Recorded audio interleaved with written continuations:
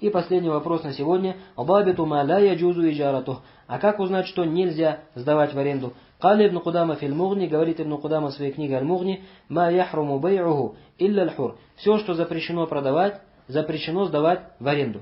Кроме хур, кроме свободного человека, валь вакф, а также того, что находится в постановлении вакфа, ва уммаль валяд, а также рабыню, которая родила ребенка хозяину, валь мудаббар, а также раба, которому обещана свобода при смерти хозяина или после смерти хозяина.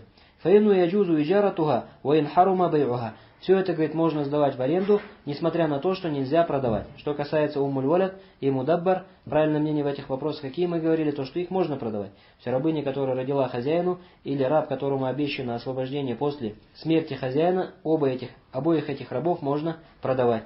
Значит, общее правило какое? Что все, что запрещено продавать, запрещено сдавать в аренду.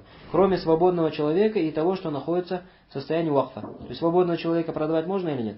Нельзя. Но на наемный труд его нанимать можно или нет? Можно. Вакф, если ты живешь в доме по вакфу, имеешь ты его право продать или нет? Не имеешь права. Но сдать в аренду можешь или нет? Сдать в аренду можешь. Дальше. وَمَا عَدَى ذَلِكَ فَلَا تَجُوزْ إِجَارَتُهُ. А все, что остальное, то есть из того, что нельзя продавать, нельзя также сдавать в аренду. سَوَا كَانَ مِمَّنْ لَا يَقْدُرُ عَلَى تَسْلِيمِهِ كَالْعَبْدَ الْآبِقِ وَالْجَمَلِ النَّاتِ وَالْبَهِيمَ الشَّارِدَةِ وَالْمَغْصُوبِ مِنْ غَيْرِ غَاصِبِهِ и так далее. То есть, говорит, при этом без разницы.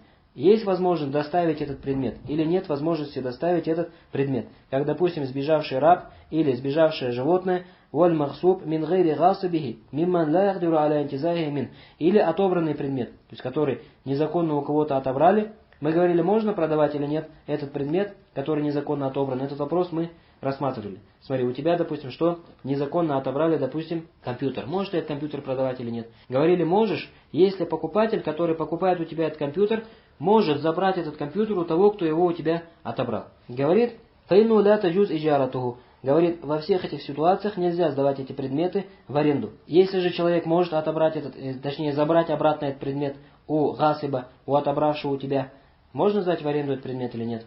Допустим, автомобиль, у тебя угнали автомобиль.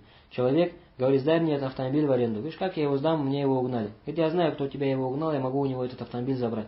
Тогда можешь дать ему в аренду или нет? Можешь дать ему в аренду. Почему? Потому что это разрешено продавать, тем более разрешено сдавать в аренду. Говорит, «Ляну ля юмкин таслим аль-ма'акуд алейх». Почему нельзя вот эти вещи сдавать в аренду? Как, допустим, сбежавшего раба, сбежавшее животное, или то, что у тебя отобрали, и ты не можешь этого вернуть, и также покупатель этого вернуть не может, и так далее. Почему? Потому что ты не можешь это передать. То есть, как ты передашь человеку этот арендный предмет, если он не в твоих руках? Говорит, «Ваинкана мимма туджхалю сифатух, фаину ля таджуз иджаратуху, фи захириль мазхаб». Также, если предмет невозможно описать, то тоже его нельзя сдавать в аренду. Это, говорит, мазхаб кого? Также ханбалитов. Аукана мимман ла нафафи, или предмет, в котором нет никакой пользы. Касиба аль-бахайм, ваттайр аллати ла таслуху лилистият. Как, допустим, хищные животные или птицы, которые не годятся для охоты. Их нельзя сдавать в аренду. Почему?